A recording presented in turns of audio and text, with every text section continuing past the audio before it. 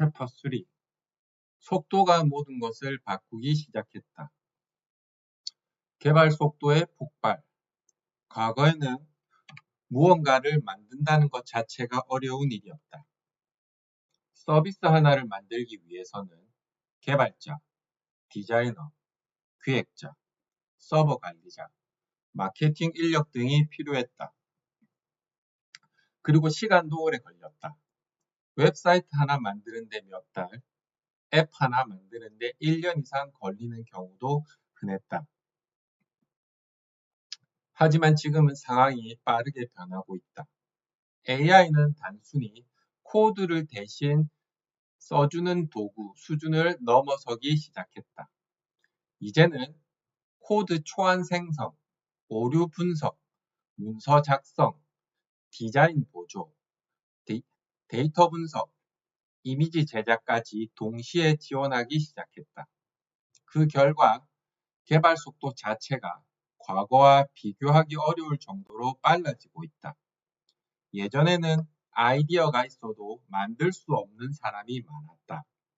하지만 이제는 혼자서도 직접 만들어 볼 수 있는 환경이 열리고 있다. 예를 들어 과거에는 간단한 서비스 하나를 만들기 위해 서버 구축, DB 설계, 로그인 기능, UI 제작을 전부 직접 공부해야 했다. 지금도 기본 이해는 중요하다. 하지만 AI는 초안을 만들어주고 막히는 부분을 설명하며 반복 작업을 줄여준다. 즉, 진입 장벽 자체가 낮아지고 있다. 물론 이것이 누구나 성공할 수 있다는 뜻은 아니다. 하지만 최소한 시도 자체가 불가능했던 시대는 빠르게 지나가고 있다. 속도가 빨라진다는 것은 단순한 편리함이 아니다. 시장 경쟁 구조 자체를 바꾸기 시작한다. 과거에는 큰 자본과 많은 인력이 유리했다. 하지만 앞으로는 더 빠르게 만들고 더 빠르게 수정하며 더 빠르게 시장 반응을 확인하는 사람이 유리해질 가능성이 높다. 그리고 AI는 그 속도를 폭발적으로 끌어올리고 있다. 1인 기업 시대. 과거 회사라는 것은 많은 직원을 가진 조직을 의미하는 경우가 많았다. 직원이 많을수록 더 큰 회사, 더 강한 조직, 더 안정적인 구조라고 생각되었다. 하지만 AI 시대에는 이 공식이 조금씩 흔들리기 시작하고 있다.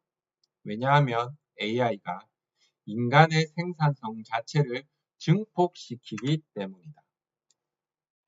예전에는 혼자서 하기 어려웠던 일들을 이제는 한 명이 처리할 가능성이 생기고 있다. 예를 들어 콘텐츠 제작, 마케팅 문구 작성, 영상 편집, 데이터 분석, 고객 응대, 간단한 앱 개발 같은 업무는 AI 도구를 활용하면 훨씬 빠르게 처리할 수 있다. 그 결과 아주 작은 조직으로도 사업을 운영할 수 있는 시대가 오고 있다. 이미 해외에서는 1명에서 3명 규모로 SAS를 운영하고 교육 사업을 만들고 콘텐츠 회사를 운영하며 자동화 기반 수익 구조를 만드는 사례가 계속 늘어나고 있다. 물론 모든 사람이 성공하는 것은 아니다. 하지만 중요한 것은 작은 규모로도 시장 진입이 가능해졌다는 점이다. 과거에는 사업을 시작하려면 큰 자본, 사무실, 직원, 대규모 인프라가 필요했다. 하지만 지금은 노트북 한 대와 인터넷만으로도 시작 가능한 영역이 계속 늘어나고 있다. 특히 디지털 산업에서는 속도와 아이디어가 자본보다 중요해지는 경우가 많아지고 있다. 그리고 AI는 개인의 생산성을 극단적으로 끌어올리는 방향으로 움직이고 있다. 즉, AI 시대의 핵심 변화 중 하나는 개인이 기업 수준의 생산성을 갖기 시작한다는 점이다. 작은 팀이 대기업과 경쟁하는 시대. 과거에는 대기업이 압도적으로 유리했다. 왜냐하면 자본이 많고 인력이 많고 정보 접근력이 높았기 때문이다. 하지만 인터넷 시대 이후 이 구조는 조금씩 흔들리기 시작했다. 그리고 AI는 그 변화를 더욱 가속화하고 있다. 예를 들어 과거에는 새로운 서비스를 만들기 위해 개발팀, 디자인팀, 마케팅팀, 운영팀이 모두 필요했다. 하지만 이제는 작은 팀도 AI를 활용해 상당 부분을 처리할 수 있다.